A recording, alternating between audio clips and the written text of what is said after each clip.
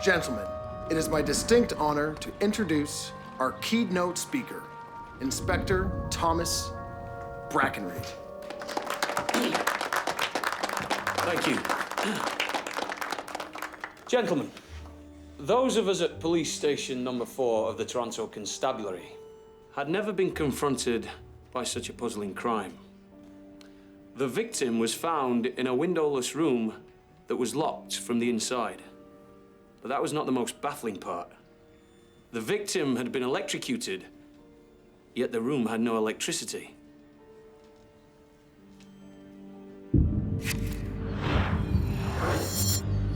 All that was out of the ordinary was a shattered jar, a chain, a wooden disc, and some foil.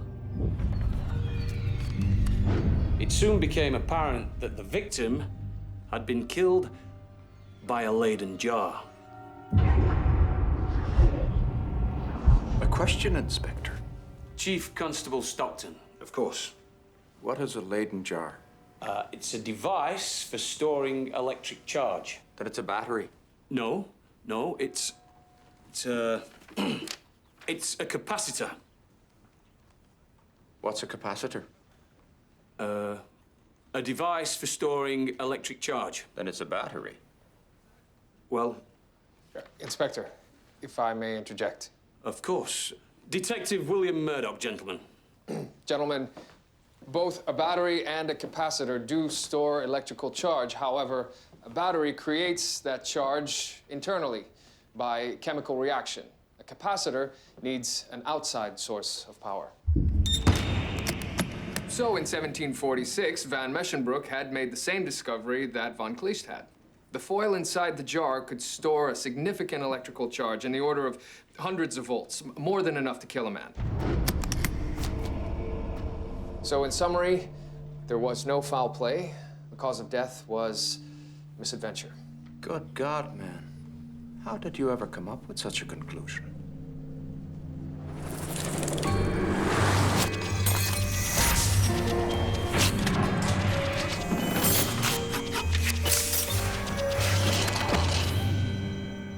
Sometimes these things just come to me. Thank you, Detective.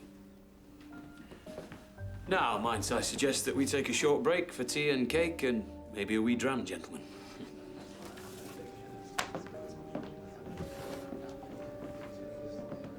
Detective, might I have a word? Yes, sir. Of course.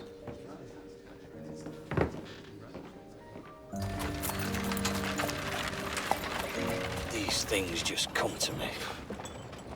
I'm sorry, I did not mean to commandeer that meeting, sir. Forget it, Murdoch. I'm used to you and your ideas by now. What did Stockton want to speak to you about? He suggested I apply for the inspector position coming open at station number 3. You, an inspector? I think my record speaks for itself. Murdoch, you're a bloody good copper, and you've got a mind like no one else I've ever met. But trust me, you're not cut out for the shite that comes with the job. Perhaps.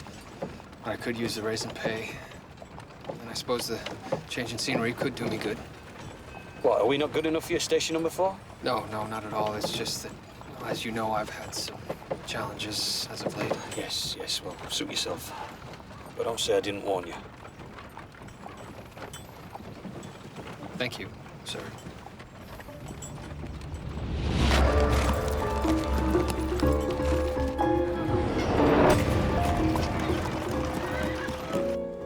Inspector, there was a trunk delivered for you. This note came with it. Right. Whatever's in there is quite substantial. Open it, Crabtree.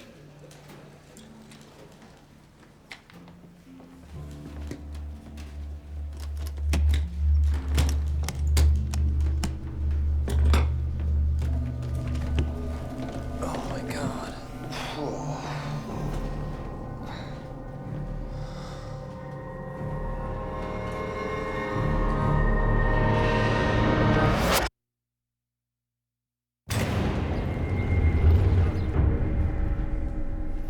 finished with the trunk? Yes, for now. Gentlemen.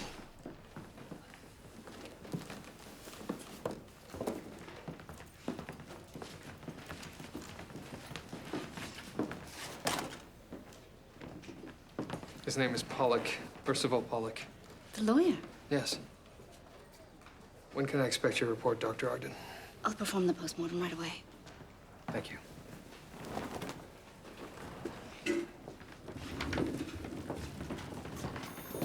Murdoch.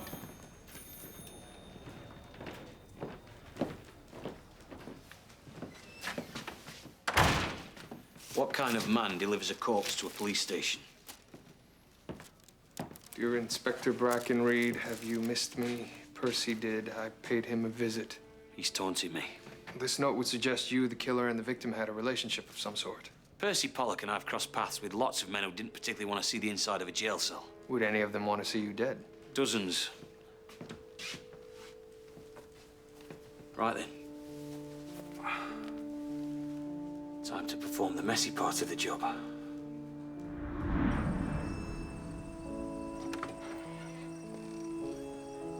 Hello, Molly. We're here to see Clara. No. Clara? Clara? Shh.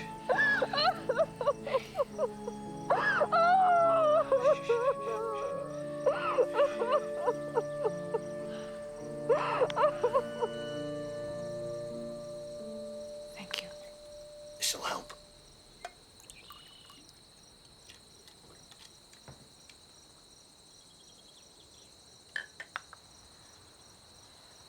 Why would anyone do this to Percy? We don't know, Clara. Mrs. Pollock, had he any trouble with any cases recently? An accused, perhaps? He was a lawyer. There was always little things, but nothing that would suggest this. When was the last time you saw him? A week ago. A week ago. He was taking the train to Montreal. It's something to do with some case. Wait. He was going to make a stop before leaving. Any idea where? At a business meeting outside of Mimico. Do you have an address? Thomas, I think I'm going to be sick. Thank you, Molly.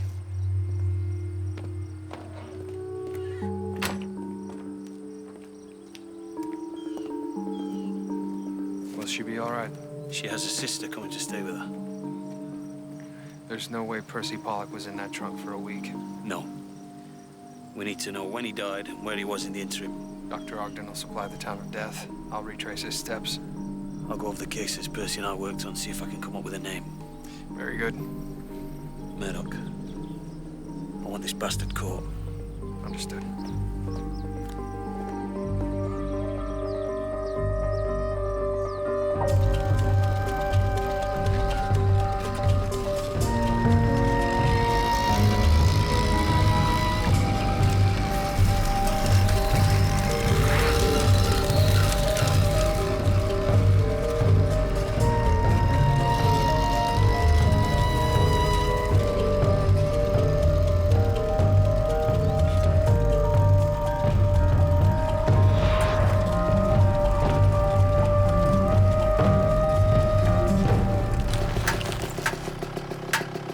Excuse me! Excuse me! Yes! Dr. Gilbert Perkins. Yes! Detective William Murdoch, Toronto Police. Police? What are you doing all the way out here in Mimico?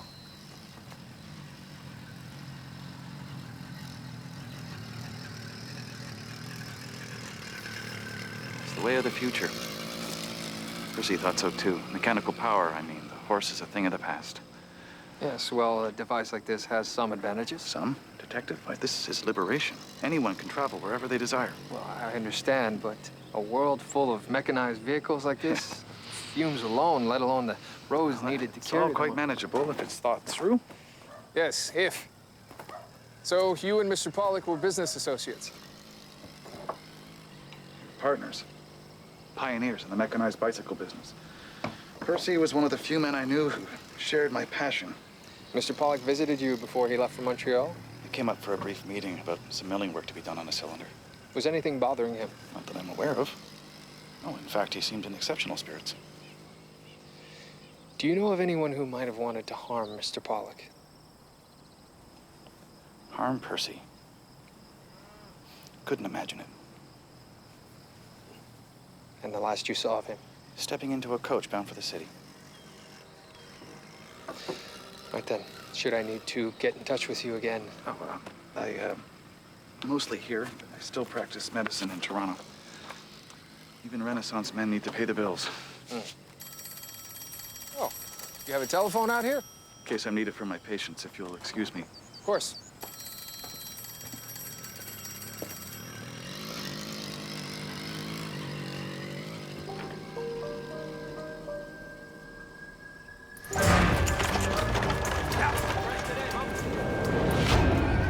Yeah, I remember him.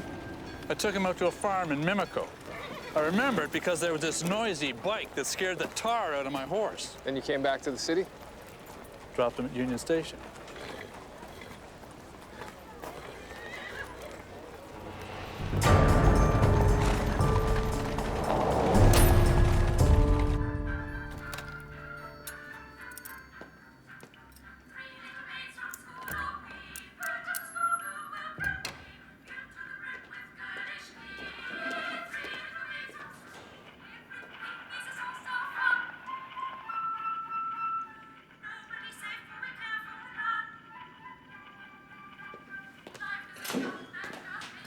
Perfect timing.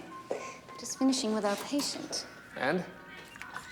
The cause of death was massive blood loss due to a single puncture wound to the heart. And the weapon? A narrow-bladed knife. I think the killer knew what he was doing. What makes you say that? Well, there's no bruising around the wound. He realized there was no need to drive the weapon to the hilt. As if he had done it before. Were there any defensive wounds? None. Perhaps the killer surprised Mr. Pollock. That or the victim and the killer knew each other. Did you find any fibers or hairs? No hair, but I did find this in the scalp. Sawdust? Precisely.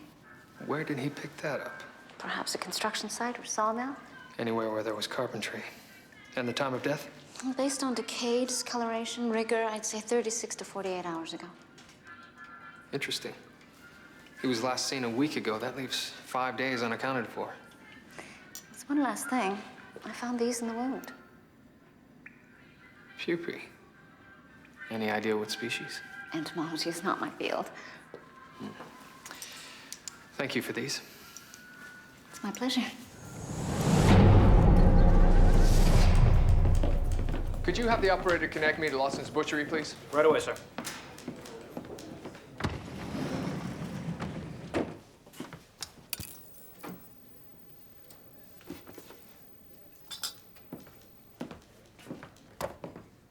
Sir, Chief Constable Stockton's office called for you earlier. It did. Something about an appointment this afternoon? Oh. Yes, of course. I almost forgot. Thank you, George. Yes, this is Detective William Murdoch at Police Station number 4. I'd like to place an order, please. Nova Scotia, eh? Yes, sir. That's where I was born. What'd your father do? He was a fisherman, sir. Still out there? We've lost touch. Oh. And your mother? My mother passed away when I was just a lad. You joined the force 10 years ago? Where were you before that? I worked in a lumber camp up north. I went there from Montreal, stayed 2 winters. I met a lumberman there who had done a stint as a constable. I liked the sounds of it, so I applied. What makes you think you'd make a good inspector? I spent 5 years as a constable before becoming acting detective at Station House number 4. I was promoted to full detective 3 years ago. I've headed up 36 murder investigations and achieved convictions in all but 2. I get on well with the men. Very impressive. Marital status? A bachelor.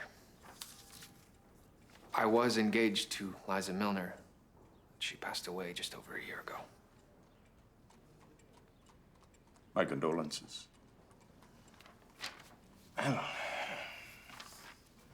What else should I know about you? Sir, I like to read, mostly medical and scientific journals. I'm strong, healthy, punctual. Religious affiliation? Roman Catholic. I can only attend but once or twice a week, but I try to make confession as often as possible. Well, Inspector Brackenreid gives you a fine report. I think that's all I need from you at the moment, Detective. It all sounds very impressive. I'll let you know. Thank you.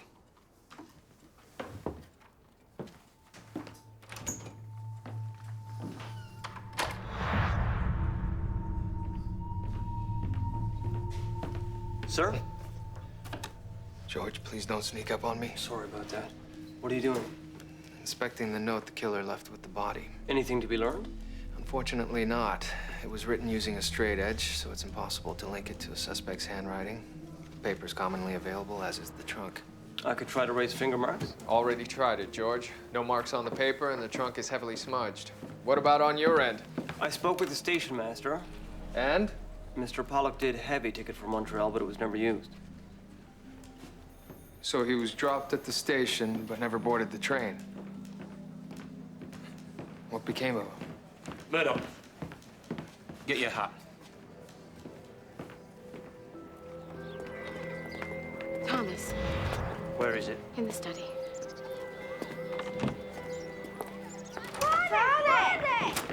Whoa! Guess what I did today? I'll tell you what, you can tell me later, but at the minute, Daddy's really busy, so could you, Mother? You come here and let your father be.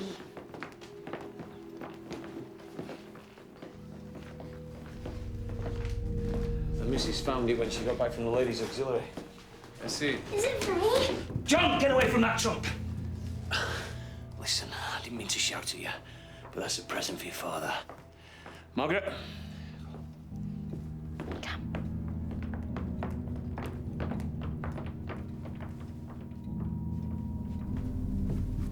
It's addressed to you, sir.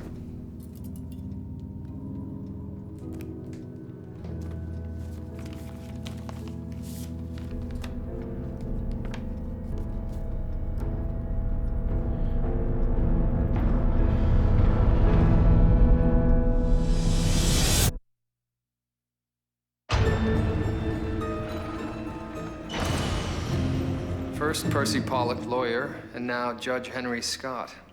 It would seem as though someone has it in for officers of the court, and that the next target is you, sir. Gentlemen, I have preliminary results. Judge Scott died from A wound almost identical to the one that killed Percy Pollock. That's right. The weapon was a narrow-bladed knife, possibly a... Stiletto. That would be consistent, yes. The blow was delivered... Between the third and fourth vertebrostinal ribs. Is there something you haven't shared with us, sir?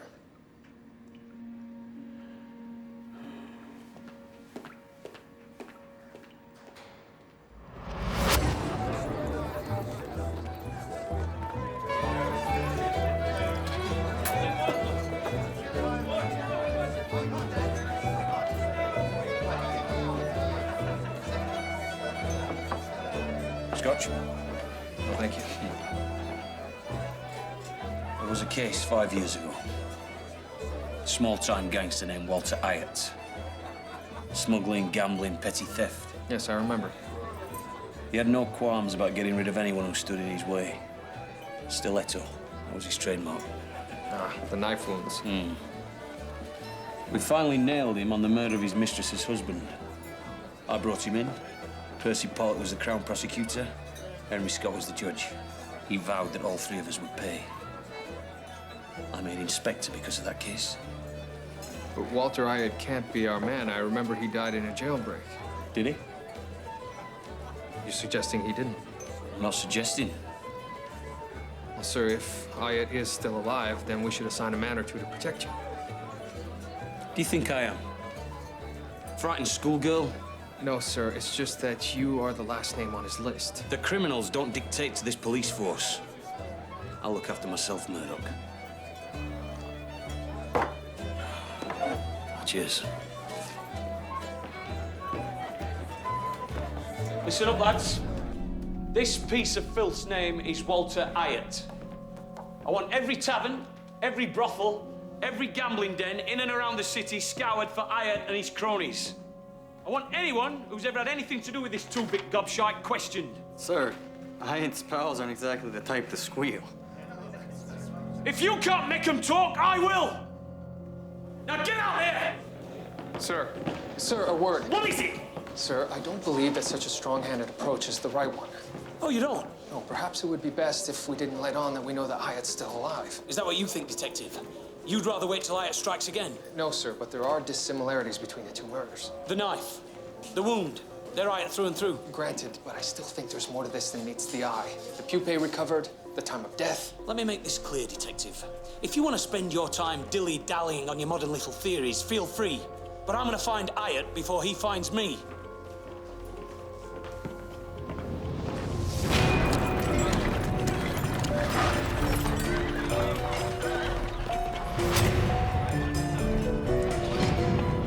The last of the jailbreak files, sir. Excellent. Has something gone off in here? What? That smell. I don't smell anything. Here it is. Dawn Jail, June 10th, 1890. Prison riot and jailbreak. Fire broke out in the kitchen, spread to the cell area. 2 prisoners managed to scale a wall. Suspected escapees are Carson O'Day and Daniel Vidicelli. I believe those two are still on the loose, sir. Badly charred body of 1 inmate was found, that of Walter Ayat, convicted murderer. How badly charred, I wonder? Badly enough that the doctor doing the post-mortem may have mistaken his identity. Only one way to find out. I'll want that body exhumed. Where do I? And you, sir? I'm going to try to determine Judge Scott's whereabouts before he was killed. Hiya. What's all this then? Well, well, well. If it isn't Delma Ward. Pleasure to see you again, Delma. I see the feeling's not mutual, but I'm sure that I'll soon win you round. Get him in the back, lads. Come on.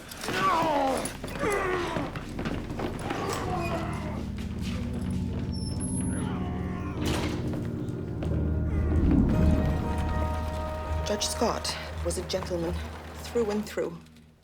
I can't imagine who would want him dead. Had he recently mentioned a man named Ayat? No. Nothing unusual? No.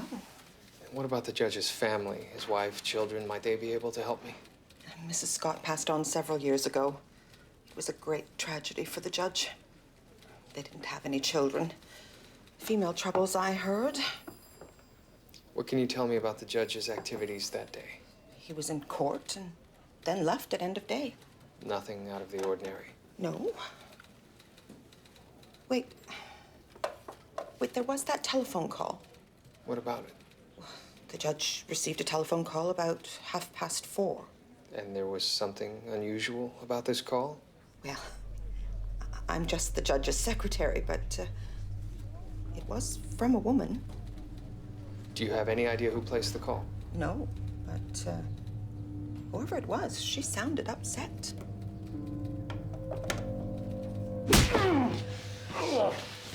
So, me old mucker, anything coming back to you?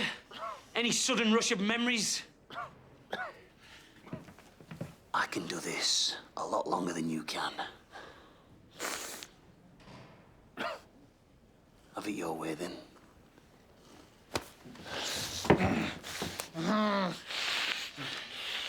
All right. Good boy, Delma. Good boy.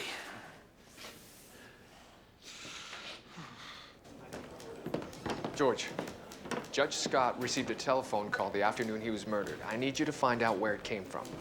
That can be done? I don't see why not. Murdoch, you may have your fancy Dan way of doing things, but sometimes my way can be very effective.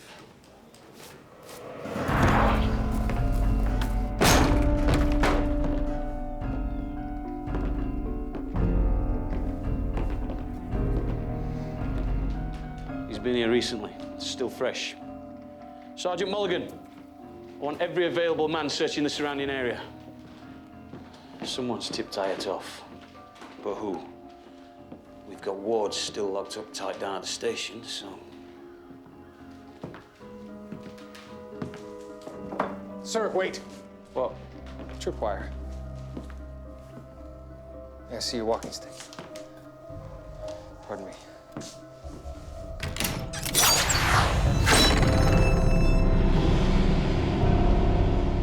Bloody hell.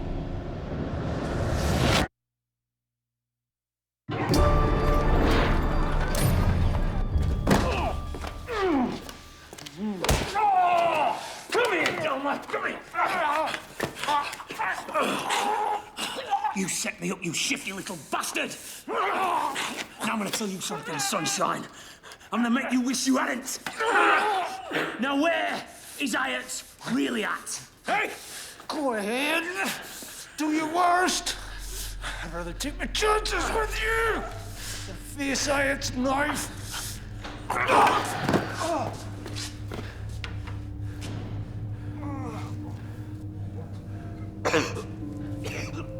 Hyatt and Ward. They were in this together.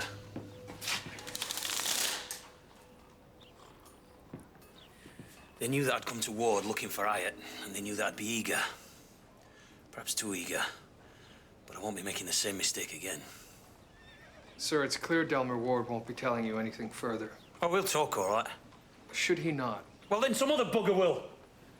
With all due respect, sir, you can beat every crooked man in the city, but I don't believe you'll find Hyatt that way. He's covered his tracks too well. So what do you suggest? I suggest we follow the evidence. And just what evidence might that be? Well, there are a number of leads, but to me, the key still seems to be the time of death. Yes, you keep telling me this, but I've yet to see a result. If you'll bear with me, I just need a bit more time. I will get to the bottom of this. Time. Time's not something that I have a lot of. I believe it's our best course of action. Fine. But I want to know everything you come up with, Murdoch. Understood? Yes, of course. And again, Inspector, I suggest a couple of men be assigned to you. Sod that. There might not be much I can do right now, but if Walter Hyatt comes looking and expects me to go quietly, then he's got another thing coming.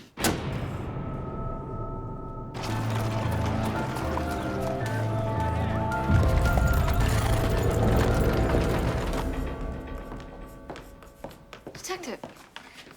Oh, what on earth is that odor? Perhaps something has died in the walls, a mouse or a rat or something. Well, I don't think there's any perhaps about it. How can you stand it? I suppose I've become accustomed to it. Or lost your sense of smell. Shall we step outside? Yes. Oh, much better. I finished with the exhumed remains. Ah, and? The bone structure is too small to be Hyatt, but it is consistent with one of the other escapees, Viticelli. So Viticelli is killed, his body burned. The doctor performing the post-mortem misidentifies the corpse as Hyatt, allowing him to escape. I find it hard to believe a doctor worth his letters would make that kind of mistake. So do I. Let me look into it. I'd appreciate that. So is it true Is what true? that you've applied for a new position? Yes. Well, I would be sorry to see you leave. Sir? Sir? It took some work, but I found Judge Scott's collar. I think I'll call the technique I used tracing. I had the operator literally trace the wires from the switchboard. Yes, fine. Do you have a name? I do. And it may surprise you. So why did you call Judge Scott? I needed some advice, legal advice. And so I called Henry, and he agreed to come by the house. When I saw the paper the next day,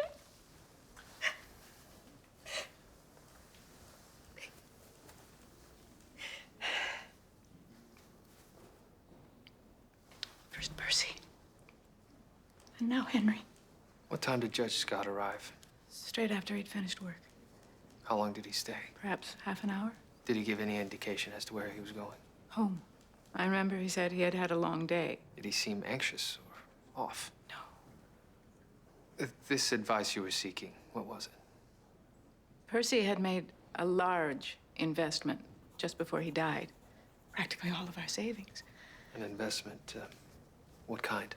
That, pardon my language, darned motorcycle business. With Dr. Birkins? What if the venture fails? I could be left destitute. And so I asked Henry for advice. This investment, it was a surprise to you? I knew that Percy was considering it, but I hoped that he had changed his mind. Why?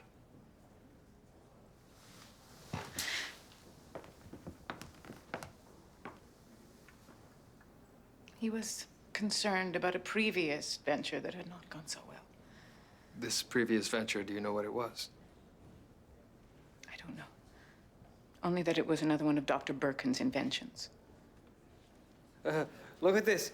The self-pouring teapot pours a steaming hot cup of tea without you ever having to touch the pot. Thank God. What will they think of next? Oh, you like this one, sir? Bicycle tires engraved with lettering so that you can leave messages behind when you ride through the mud. George.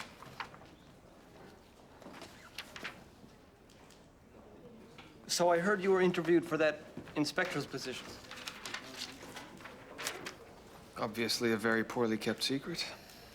Well, on behalf of myself and the lads, it's been an honor working with you. It was just an interview, George. Oh, you're a shoo-in, sir. Let's just concentrate on the task at hand, shall we? Oh, here it is. Dr. G. Birkins, applicant, patent number 405060. What's it for? Corn shards, a breakfast product made from reconstituted corn pulp meant to be eaten with cold milk. That sounds revolting. You know, I had an idea once to put meat in a can. I mean, think about it. You could send it halfway across the world if you wanted to.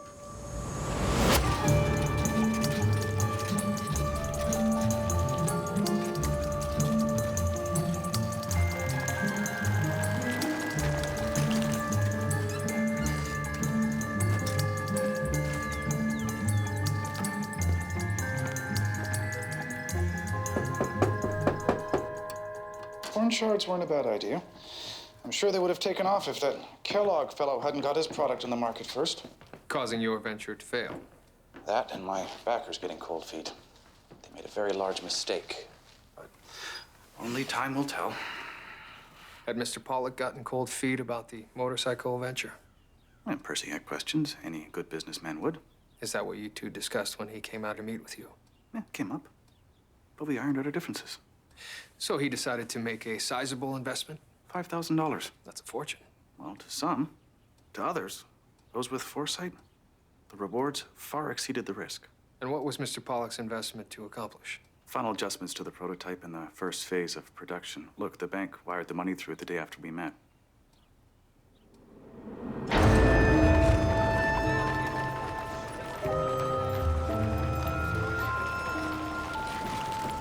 So, the money arrived the day after they met? Yes, also the day after he was last seen alive. Curious, isn't it? But how does it affect matters? The time of death was determined to be a few days later. But something about that is bothering me as well. Surely you're not questioning Dr. Ogden's finding? Not at all. I believe her interpretation of the facts was accurate. But she can only reach an accurate conclusion if provided with all of the necessary information. And how much information was she missing? I'm not completely certain. Yet. However, if I'm not mistaken, I believe the stork has paid me a visit. Of sorts.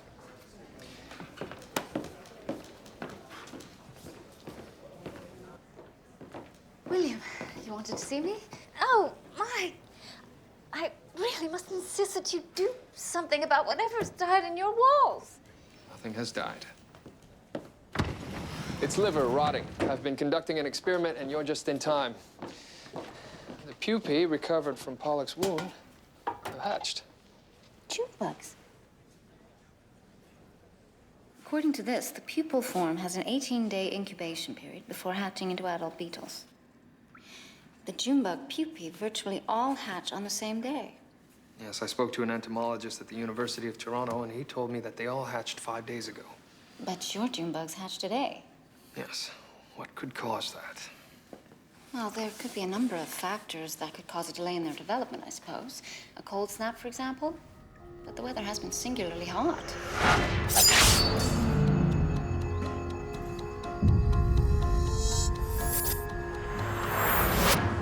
Percy Pollock was stabbed.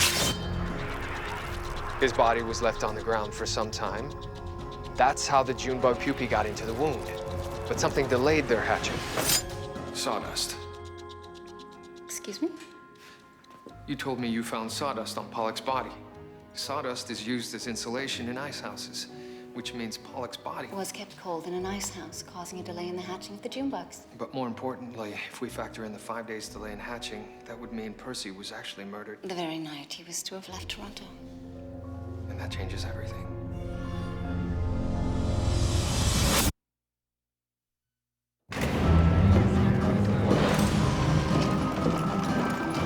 Like I told you before, Detective, I took that fellow to the farm and then dropped him at the train station. Yes, well, now please think hard. When your fare came back outside, did you actually see his face? Now that I recall, it was a bit strange.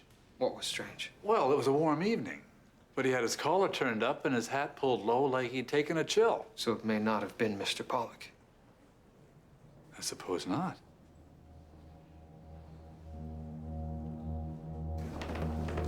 So you're saying that Pollock died the night he was supposed to get on the train?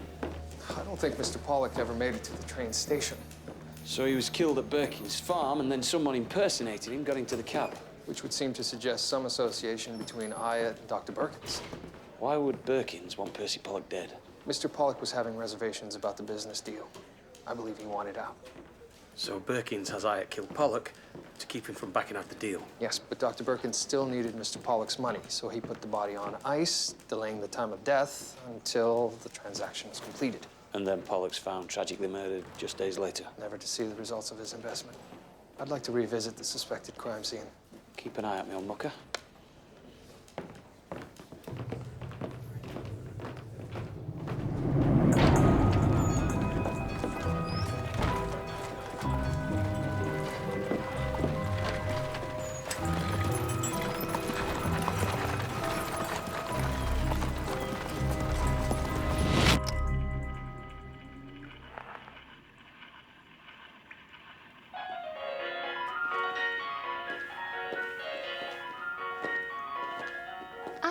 The Aya postmortem files, thank you.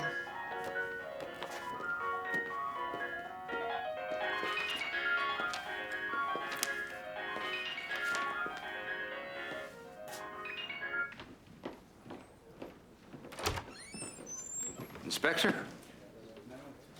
Chief Constable, please come in. Can I get you tea, sir? No, thank you. I'm looking for Detective Murdoch. He's off investigating a new development in the Pollock case. New development, eh? Yes, we have reason to believe that Walter Hyatt wasn't acting alone. He's looking into it as we speak. Murdoch. Good copper. But it'd be a bloody cold day in hell before a papist becomes an inspector in my police force. Sir, Detective Murdoch is quite exceptional. The fact that he's Catholic... Thomas. You're an ambitious man. And I can see someday you being an alderman or maybe even a mayor. But Toronto is a Protestant city. You'd be wise to remember that. Yes, sir. Give Murdoch the news for me.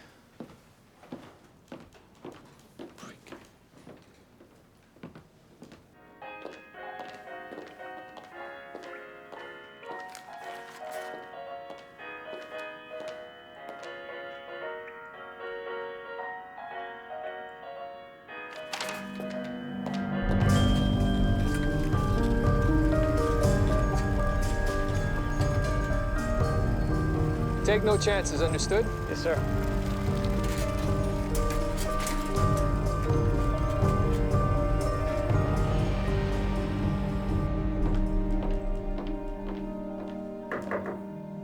Dr. Ogden. Inspector, I was looking for Detective Murdoch. Detective Murdoch is conducting an investigation. Could I be of any help? Perhaps. I was puzzled by the post-mortem done on Ayot's body after the jailbreak, so I began looking through the medical records. Did you find anything? I'm not sure. It may just be a coincidence. Coppers don't believe in coincidences. The post-mortem was performed by Dr. Sherman. He's dead now, but Dr. Sherman, he shared his practice with Dr. Gilbert Birkins. That's very interesting, Doctor. Yes, I tried to get him on the telephone, but he's busy at his practice. At his practice? I think I'll pay the good doctor a visit.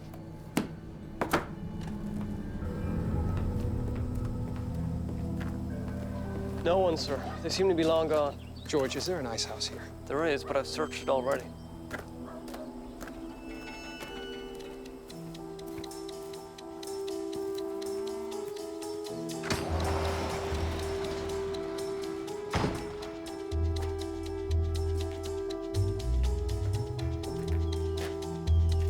As you can see, there's no one here.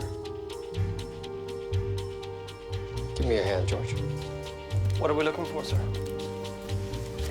I believe Percy Pollock's body was stored somewhere cold. Most likely here. But how would Hyatt know to keep the body cold?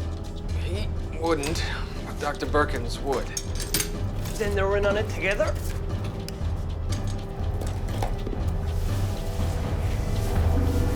Jesus Christ. Well, we found Walter Hyatt. So if Hyatt's dead... And the killer must be Dr. Birkins. May I help you? Inspector Thomas Brackenreid. It's regarding the murder of Percy Pollock. I see. Please, come in. Thank you. George, we have a problem. Inspector Brackenreid is conducting a personal interview with Dr. Birkins. He doesn't know that the inspector's in grave danger. We have to hurry. Wait. We don't have time for that.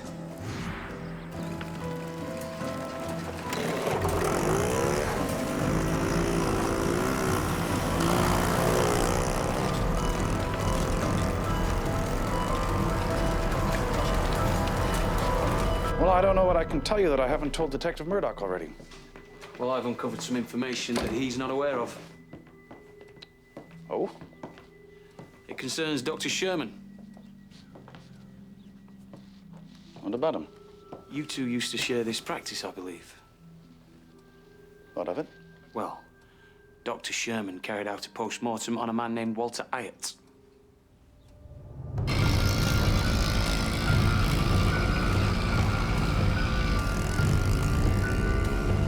The only problem is that he didn't actually perform the post-mortem, did he? What are you talking about? Well, his name's on the death certificate, but you, the one who actually performed it. That's how you knew that Walter Hyatt was still alive. This is absurd. Percy wanted to pull out of your little motorcycle venture, but you needed his cash, so you tracked down Hyatt and got him to do your dirty work for you. It was the perfect setup. Hyatt got his revenge, and you solved your cash problems. All you had to do was alter the time of the death. We were about to change the world. Percy was worried about a few dollars. You think I could just let him back out? What about Henry Scott? He didn't have anything to do with this. I never meant for anything to happen to him.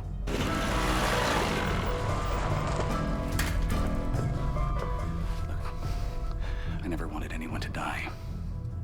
Not even Percy. Where's Hyatt? He had to be stopped. Stopped?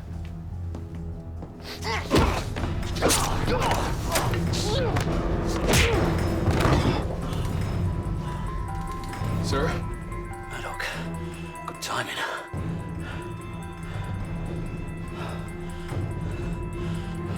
Well, maybe not.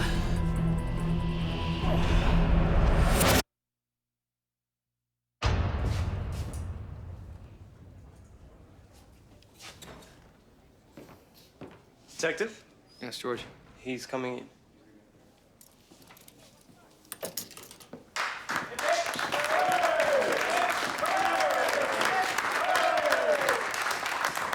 I'm not back from the grave, so don't think this'll curry any favors with me, you bunch of brown-nosing bastards. Murdoch, get in my office.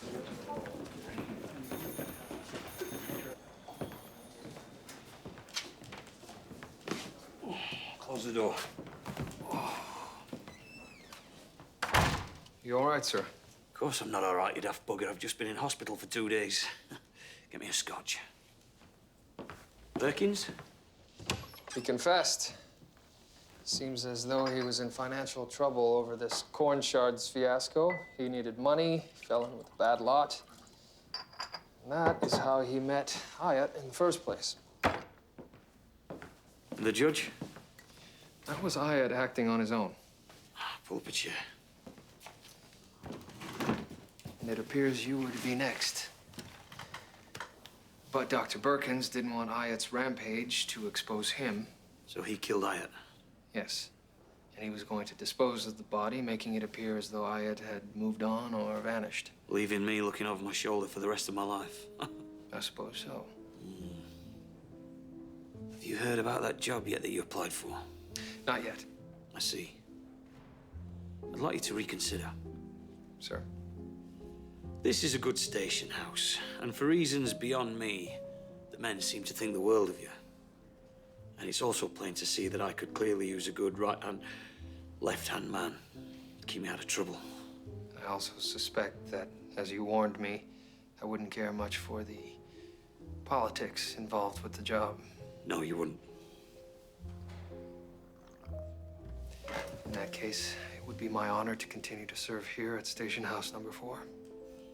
I'll inform the Chief Constable of your decision. Thank you, sir.